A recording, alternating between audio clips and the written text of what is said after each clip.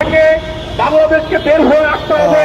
এটা হচ্ছে এই দেশের মানুষের ইসরায়েল এবং আমেরিকার বিরুদ্ধে অন্যতম পতাকা পুড়িয়ে বিক্ষোভ কর্মসূচি পালন করছেন। আপনারা দেখছেন যে একটি ব্যানারে নতুন অপরাশক্তি ইরানের সঙ্গে বাংলাদেশের কূটনৈতিক সম্পর্ক জোরদার করার দাবিতে সমাবেশ। সেই সমাবেশে আপনাদের কাছ থেকে যে দেখানোর চেষ্টা করছি যে এই মুহূর্তে বিভিন্ন কৃষি পণ্য আমদানি করতে হবে। উপস্থিত হয়েছেন এবং তারা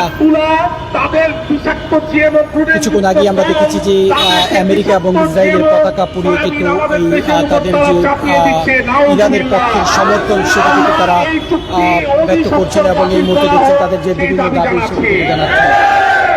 মাননীয় প্রধানমন্ত্রী তারেক রহমানের প্রতি আমাদের উদাত্ত আহ্বান, আপনি হচ্ছেন একজন শহীদ রাষ্ট্রপতি এবং মুক্তিযোদ্ধার সন্তান। আপনারা আপনার পূর্বপুরুষ যুদ্ধ করে এই দেশকে স্বাধীন করেছিলেন, আমেরিকার হাত থেকে বাংলাদেশকে রক্ষা করেছিলেন। সেই বাংলাদেশে যদি আজকে এই আমদানির নাম দিয়ে গোলামীর চুক্তির মধ্যে পড়িয়ে দেওয়া হয়, সেই বাংলাদেশকে যদি আজকে ইরানের বিরুদ্ধে নিয়ে যাওয়া হয়, মুসলিম দেশগুলোর বিরুদ্ধে নিয়ে যাওয়া হয়, সেই বাংলাদেশে যদি কুখ্যাত সেই রজার খলিল, যেই রজার খলিল সে মুসলমানেরা একজন ধর্মান্তরিত খ্রিস্টান, যেটা সামাজিক যোগাযোগ মাধ্যমে প্রকাশিত হয়েছে, একজন কুখ্যাত আমেরিকান পন্থী এজেন্টকে, তার এজেন্টের কথার কারণে যদি আজকে ইরানের সাথে বাংলাদেশের কূটনৈতিক সম্পর্ক ক্ষতিগ্রস্ত হয়, তাহলে সেটা হবে সারা বাংলাদেশের স্বাধীনতার চেতনার সাথে সাংঘর্ষিক তথা বিরোধী একটা ব্যাপার। নাউজুবিল্লাহ। এই রজার খলিলকে অতি সত্বর বাংলাদেশ থেকে বহিষ্কার করতে হবে। এই রজার খলিলকে যারা বাংলাদেশ সরকারের মধ্যে ঢুকিয়েছে, অর্থাৎ কুখ্যাত সেই ইউনুস, সুদখোর ইউনুস, এদের উপযুক্ত বিচার করতে হবে। আপনারা মনে রাখবেন, the American dream has been over, American nightmare has been over, American দুঃস্বপ্নের ইতি ঘটেছে। আমেরিকা বর্তমানে একটি কাগজে পাক তথা নেড়ি কুত্তার মতো একটা দেশ, যাদের কাজ হচ্ছে ঘেউ ঘেউ করা এবং দূর থেকে নিরীহ স্কুল ছাত্রীদের উপর মিসাইল নিক্ষেপ করে তাদেরকে হত্যা করা।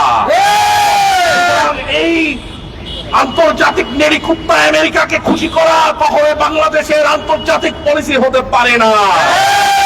কাজেই আমেরিকার এই সমস্ত তল্পি বাহক যারা রয়েছে রজার খলিল, তাদের উপযুক্ত শাস্তিমূলক ব্যবস্থা করতে হবে।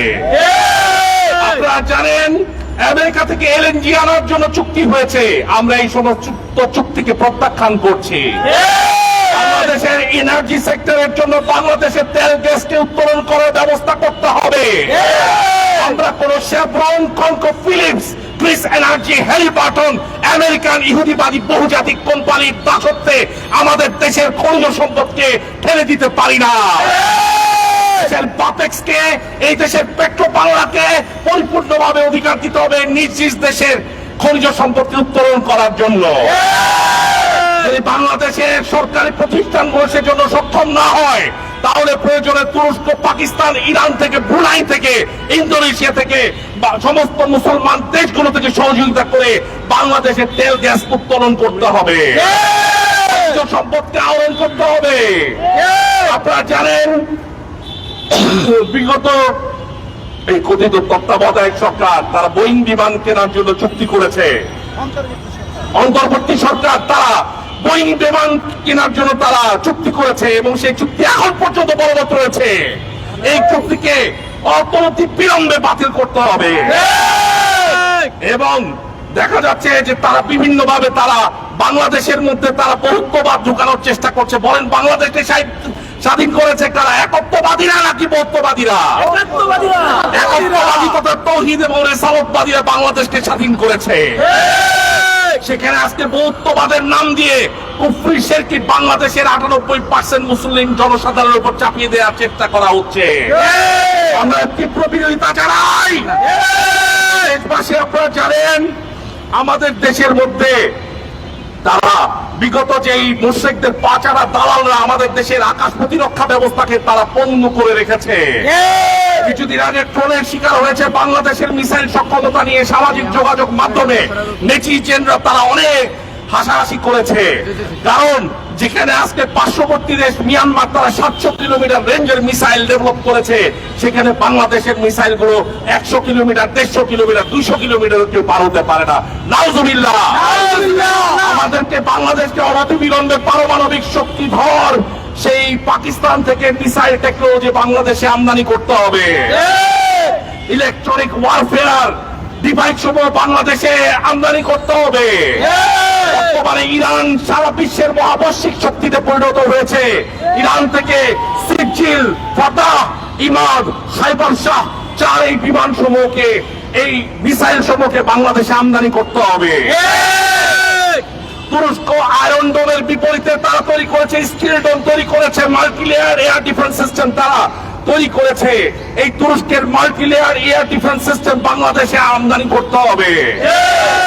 পাকিস্তান প্রস্তাব দিয়েছিল চট্টগ্রাম এবং অন্যান্য অঞ্চল সমূহের মধ্যে তারা সামরিক কারখানা তৈরি করবে, বাংলাদেশকে সেই সুযোগ দিতে হবে।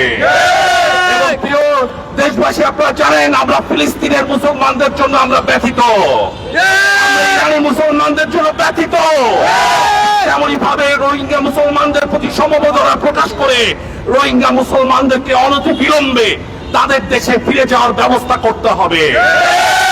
বাংলাদেশ সরকারকে, বাংলাদেশ সেনাবাহিনীকে সেই ভূমিকা পালন করতে হবে।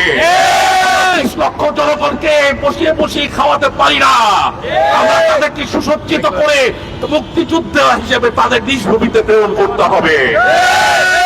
রোহিঙ্গাদেরকে তাদের নিজ ভূমিতে স্বায়ত্তশাসন দিতে হবে। রোহিঙ্গাদের রয়েছে নিজস্ব ভূমি, নিজস্ব খাল, বিল, নদী, তাদেরকে সে মাছ চাষ করে নিজ ভূমিতে ফসল উৎপাদন করার স্বাধীনতা নিশ্চিত করতে হবে। প্রিয় দেশবাসী, বাংলাদেশ পাকিস্তানের গোলাম থাকে নাই, বাংলাদেশ ভারতের গোলাম হতে পারবে না, বাংলাদেশ আমেরিকার গোলাম হতে পারবে না। আমাদের নীতি হবে তোমরা জালিম হও না, তোমরা মুসলিম হও না, নিজ সম্মানে গর্বে